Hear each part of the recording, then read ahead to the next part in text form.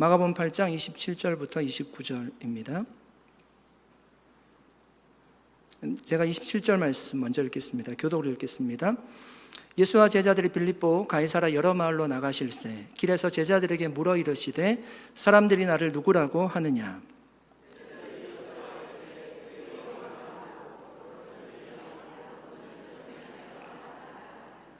같이 읽겠습니다. 또 물으시되 너희는 나를 누구라 하느냐. 베드로가 대답하여 이르되 주는 그리스도시니이다. 아멘. 아멘. 잠깐 기도하겠습니다. 하나님 아버지 감사드립니다.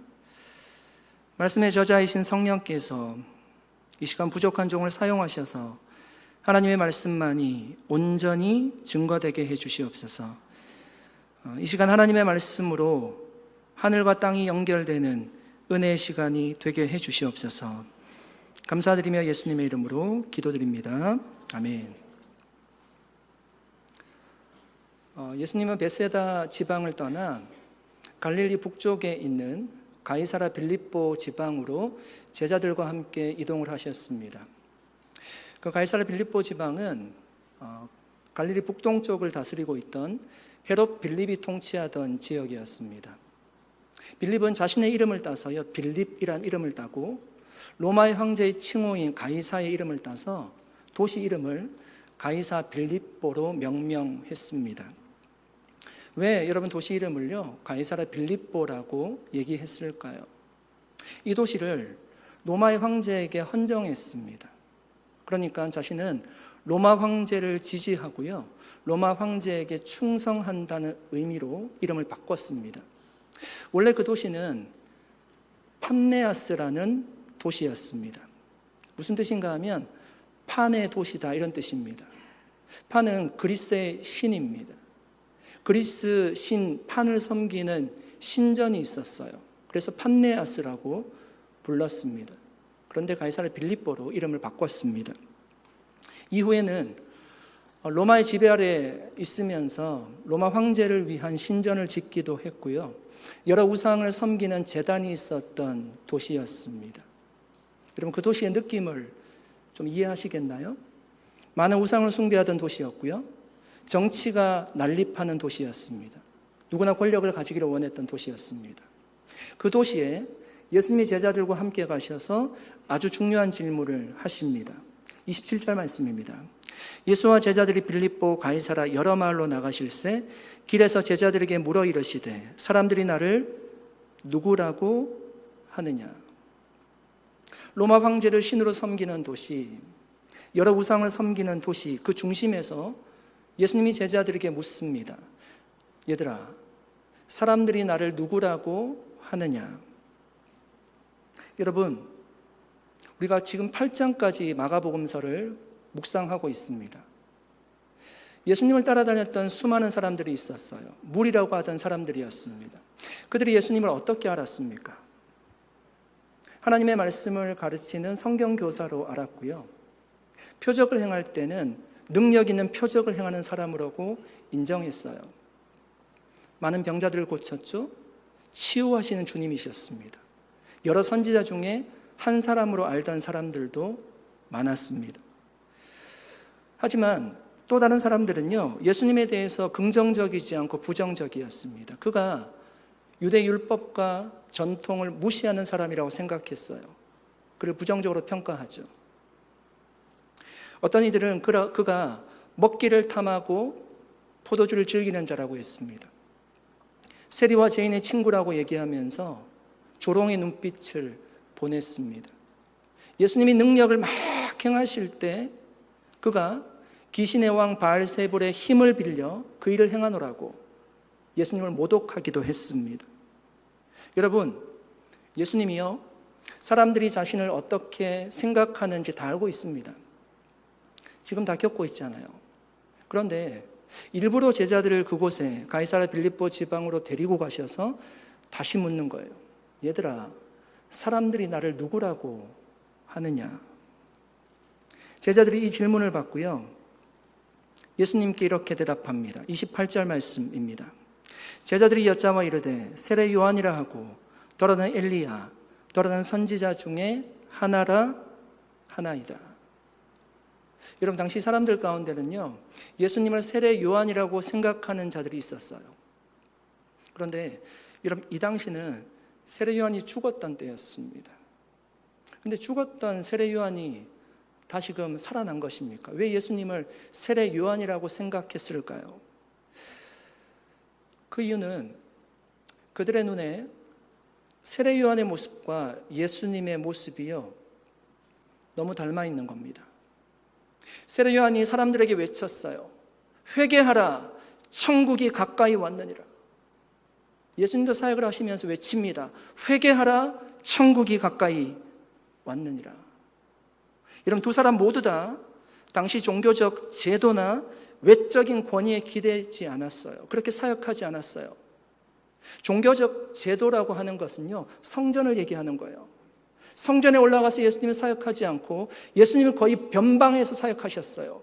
예루살렘에서 사역하신 것이 아니라 사람들이 무시했던 갈릴리 변방에서 사역을 하셨습니다. 종교적인 권위에 의지하지 않았어요. 대제사장들, 산헤드린 공회 회원들, 그들과 친하지 않았습니다. 예수님은 하나님의 말씀을 선포했고 그 말씀이 사람들의 마음을 찔렀어요. 회개에 이르도록 했습니다. 그 모습이 세례 요한과 예수님의 모습이 너무나 닮아 있죠.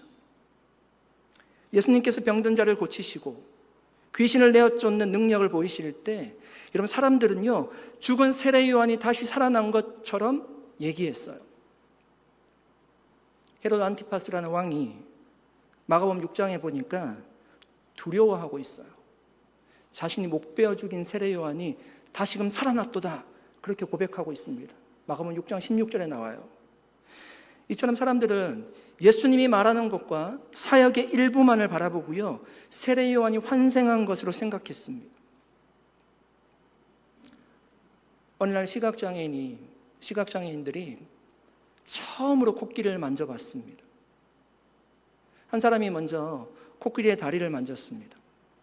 그리고 얘기하죠. 코끼리는 마치 기둥과 같아. 다음 사람이 코끼리의 코를 만졌습니다. 아닙니다. 코끼리는 큰 뱀과 같습니다. 다음 사람은 코끼리의 꼬리를 만졌어요. 제가 느끼는 코끼리는 밧줄과 같아요. 마지막 사람이 코끼리의 귀를 만졌습니다. 아닙니다. 코끼리는 큰 부채와 같습니다. 여러분, 이 시각장애인들이 지금 말하는 것이 하나라도 틀린 것이 있습니까? 전혀 틀리지 않았어요. 다 자기가 느낀 것, 부분적으로 느낀 것을 정확하게 얘기했습니다. 그런데 코끼리 전체가 어떤 모습인지에 대해서는 아무도 정확하게 설명하지 못했습니다. 왜 그랬을까요? 자신이 경험한 일부분만 보고 전체라고 단정했기 때문이에요. 여러분, 전체는 진실일 수 있지만, 부분은 진실일 수 있지만 그 부분이 전체를 대변하지 못해요. 예수님이, 당시 사람들이 예수님을 그렇게 오해했습니다. 보이는 몇 가지 모습이 세례 요한과 닮았다고 세례 요한이 마치 환생한 것처럼 생각했습니다. 사랑하는 여러분, 우리도 예수님을 너무 단편적으로 생각하고 있지는 않습니까?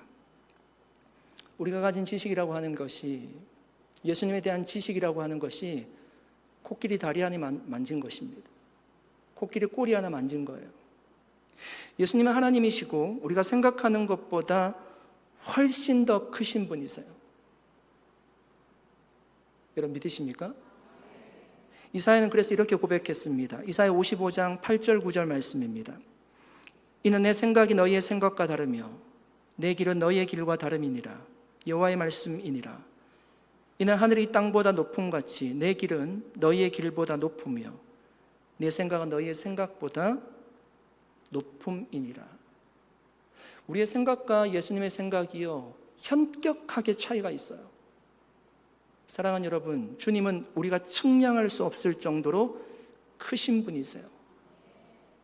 그래서 여러분, 우리의 작은 시야로요, 단편적으로 주님을 알고 우리가 오해하지 않도록 좀 더 예수님을 깊이 알고 그 예수님께 가까이 나아갈 수 있도록 우리가 날마다 하는 것이 무엇입니까? 말씀을 묵상하고요, 하나님 앞에 무시로 기도하는 거예요. 주님을 알기 위해서. 여러분, 사도 바울이 성경에 13권의 책을 썼습니다. 신약 성경이 몇 권입니까? 우리 교회 수준에서는 이 정도 다 답변할 수 있어야 됩니다.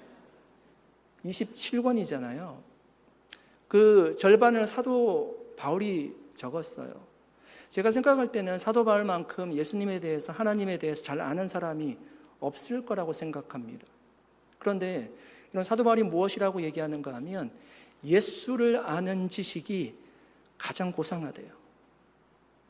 가장 고상하다는 것은요, 가장 귀하고 소중하다는 의미예요. 우리가 한 번 예수를 안다고 해서 다 아는 것이 아니잖아요.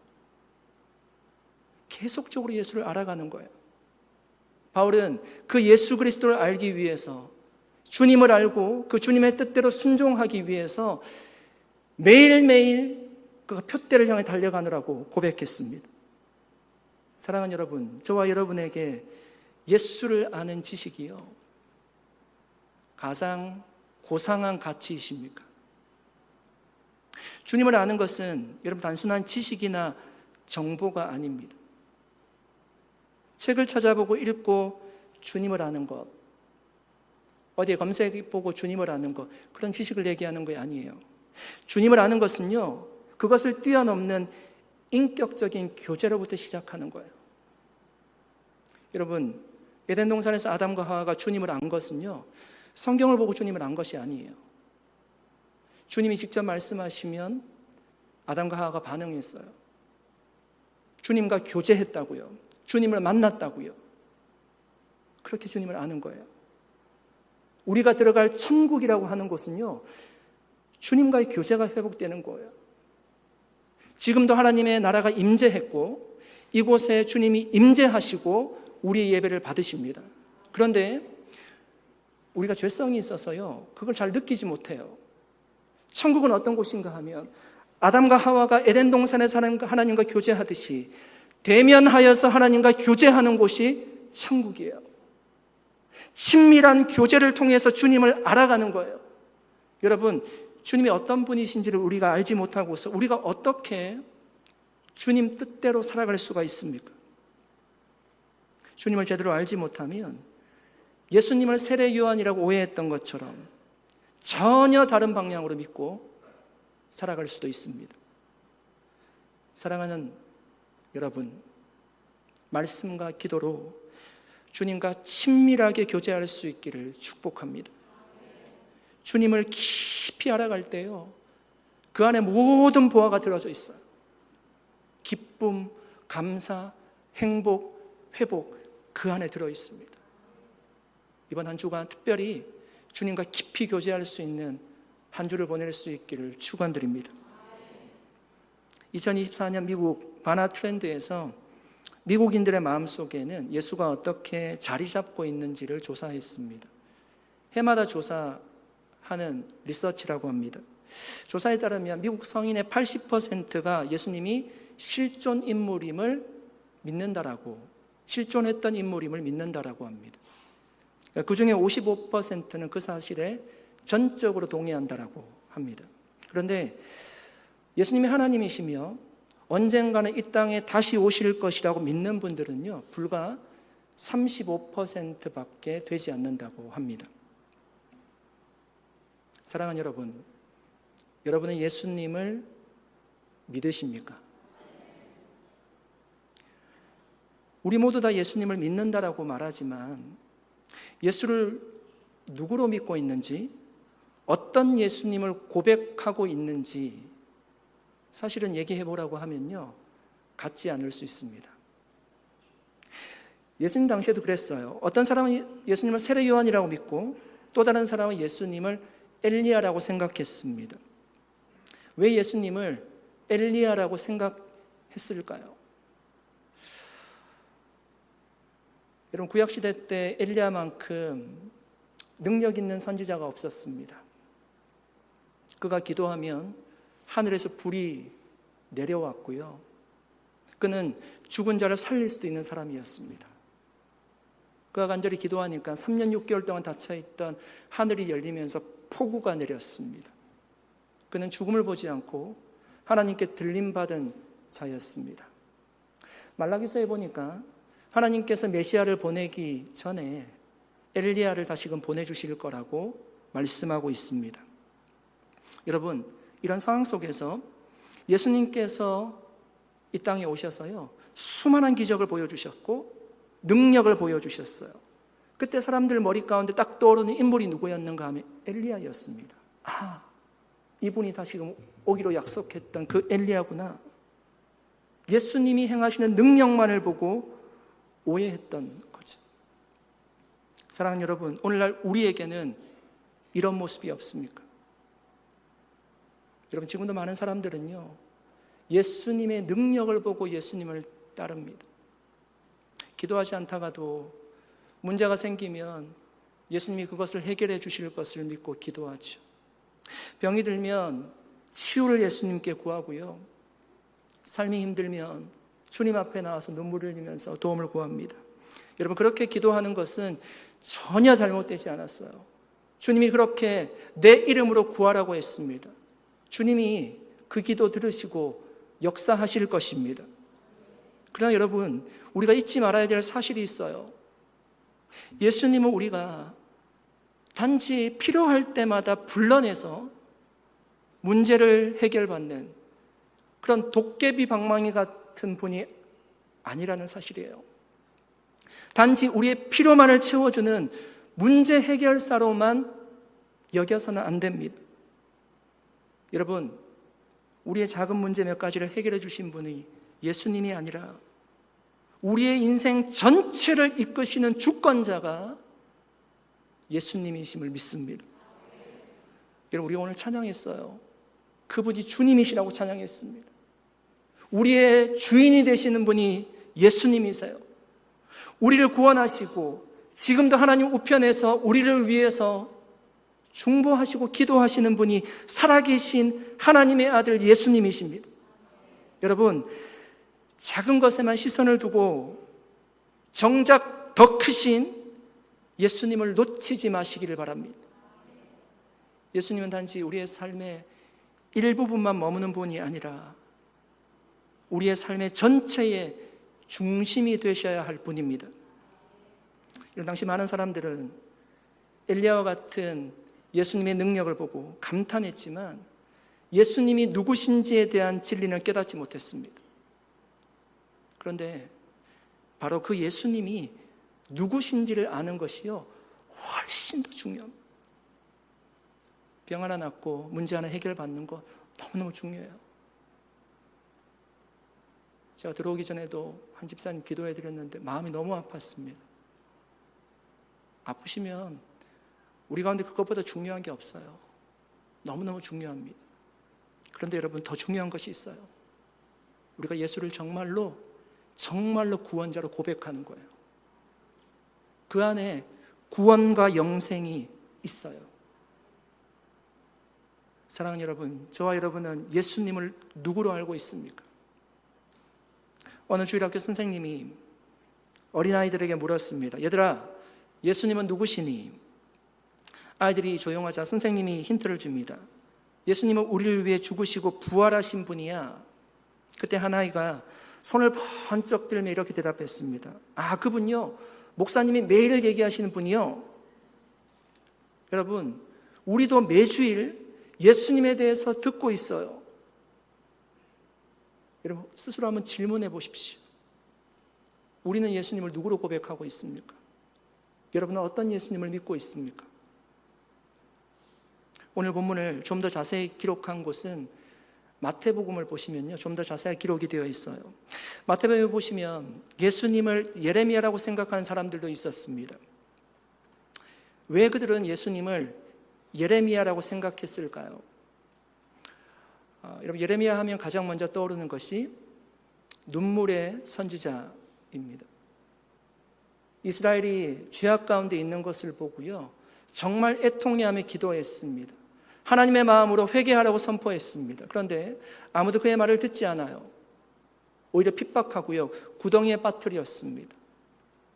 그는 힘든 시간, 고난의 시간, 외로운 시간을 보내야 했습니다. 예수님이 이 땅 가운데 오셨습니다. 천국이 가까이 왔다고 선포했습니다.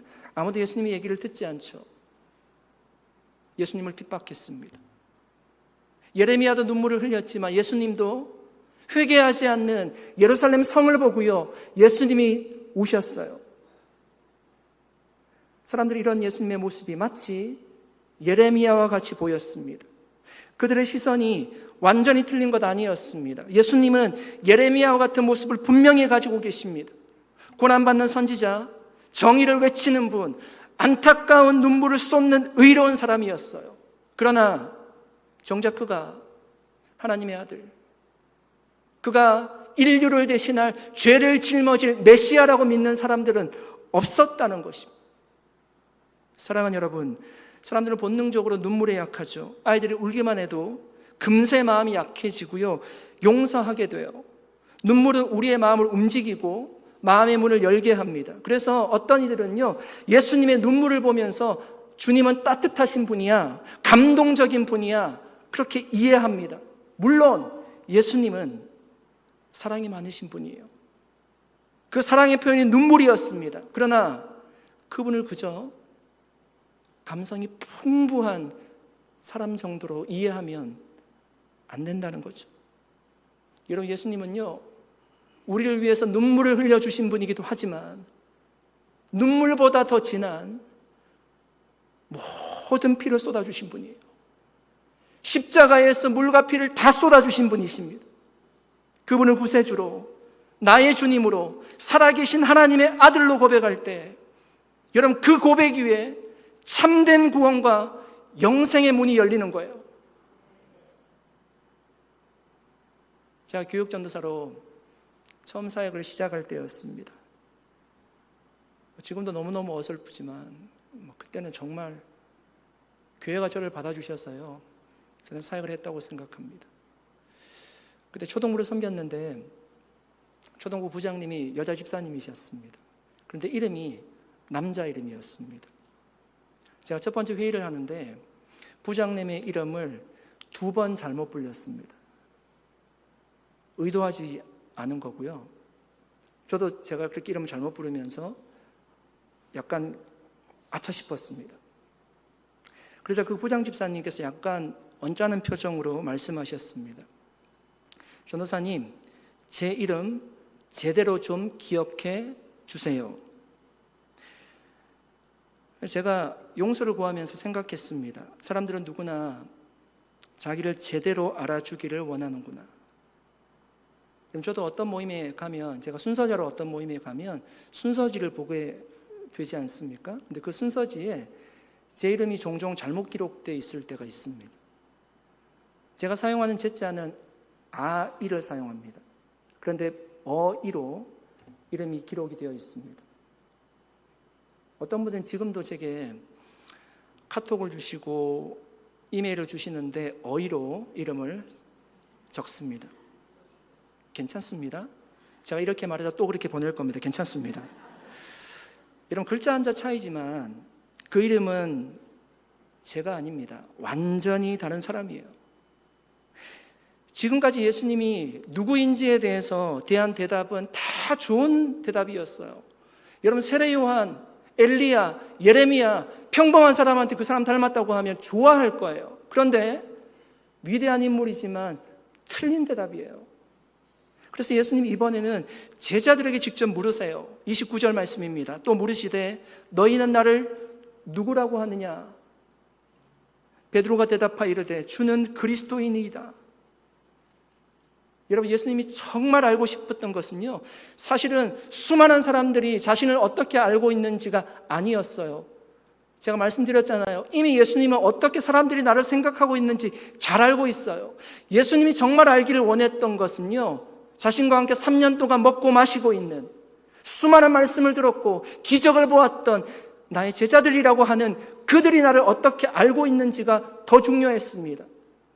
사람들의 고백이 중요하지 않았던 것 아니에요. 그러나 지금 당장은 중요하지 않아요. 그들을 통해서 그들은 예수님이 누구신지 알게 될 거예요. 사도행전이 그런 역사이지 않습니까? 제자들, 너희들 나를 누구라고 하느냐? 몇몇 분이 제게 질문하셨습니다. 목사님, 왜 우리 교회는 예배 시간에 사도신경을 고백하지 않습니까? 보통 장로교 전통은요, 예배 시간에 사도신경을 고백합니다. 당연히 가질 수 있는 궁금증입니다. 그런데 제가 처음 와서도 사도신경에 빠져 있었기 때문에 제가 그 상황 배경을요 자세히 설명드릴 수는 없었습니다. 제가 말씀드린 거는 원래 이제 우리 교회 예배 순서가 전통 형식의 예배는 아니거든요. 그러니까 현대적인 예배를 우리는 드리고 있습니다. 그래서 아마 자연스럽게 빠졌을 것 같습니다. 그 정도로 대답했습니다. 하지만 이 질문을 통해서 우리는 한 가지 중요한 사실을 돌아볼 수가 있어요. 우리가 예배 시간에 사도신경을 고백하는 이유가 무엇일까요? 그냥 전통적인 순서이기 때문에 순서 지키려고 사도신경을 고백하는 것이 아니라 우리가 같은 신앙 위에 서 있다는 것을 확인하는 시간이에요. 우리가 같은 믿음을 고백하고 있던 교회라는 것을 확인하는 시간이에요.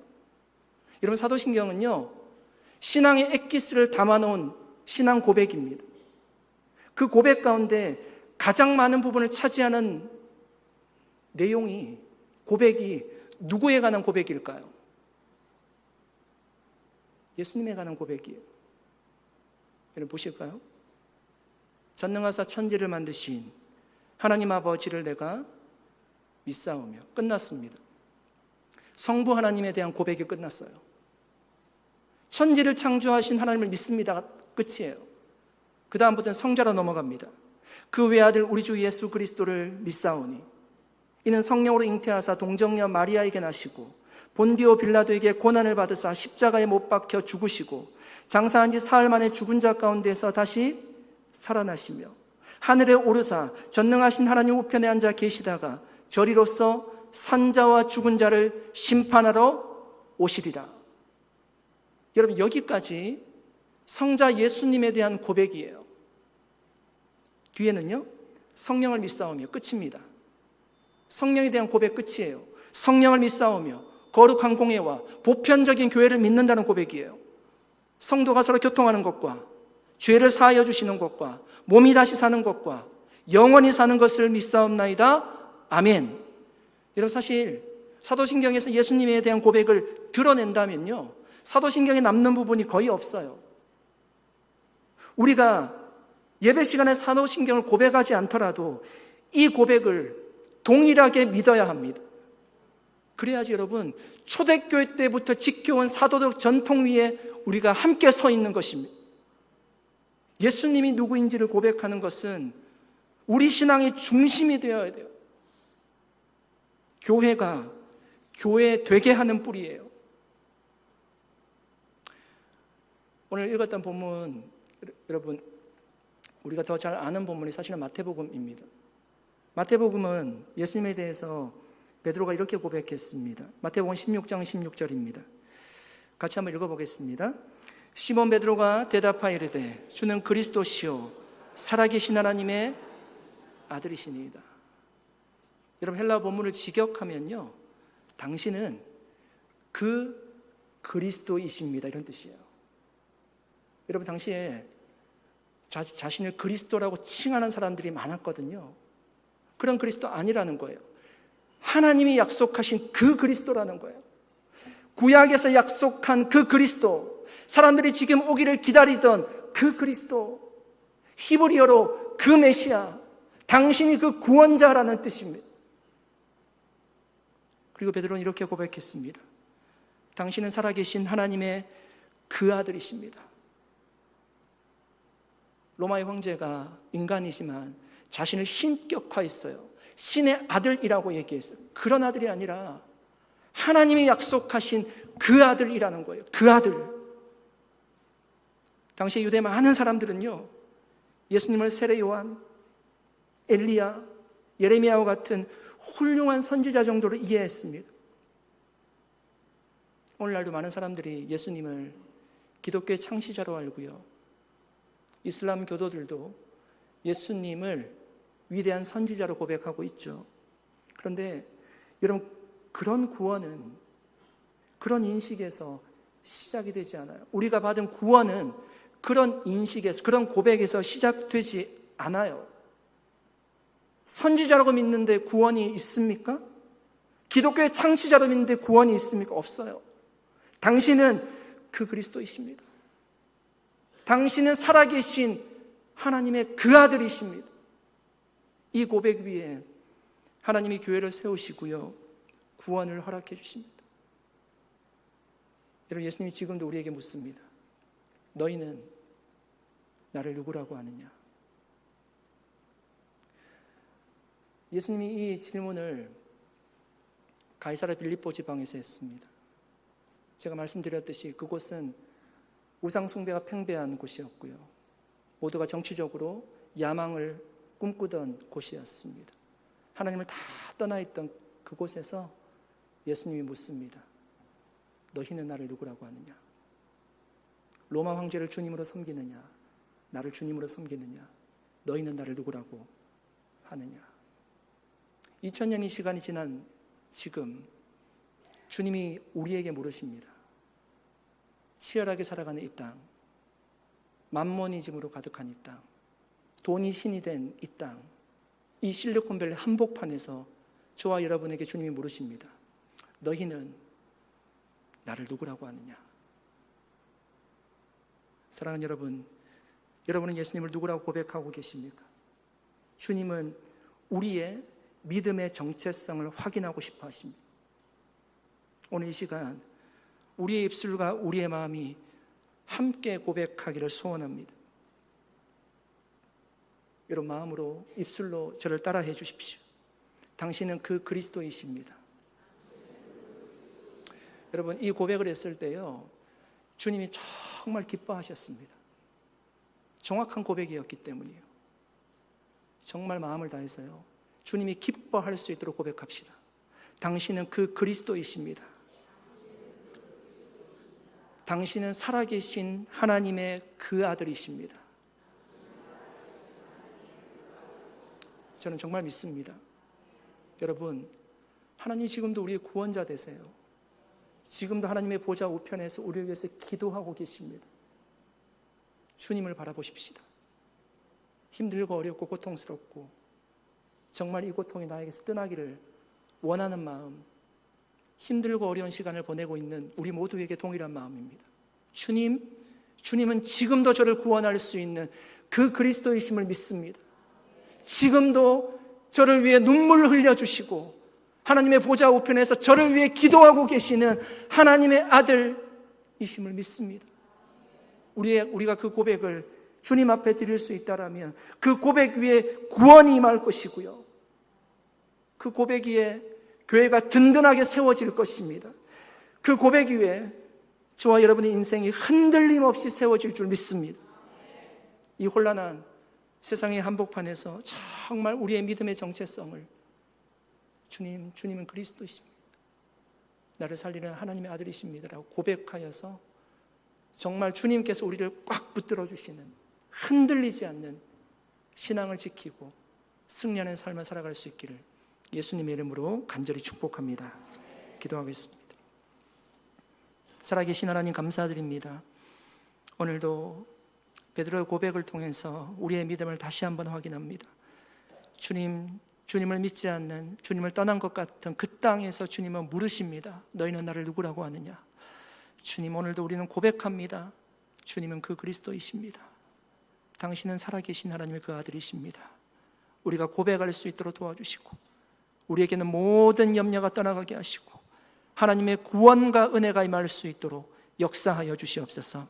감사드리옵고 예수님의 이름으로 기도드립니다. 아멘. 우리 자리에 잠시만요.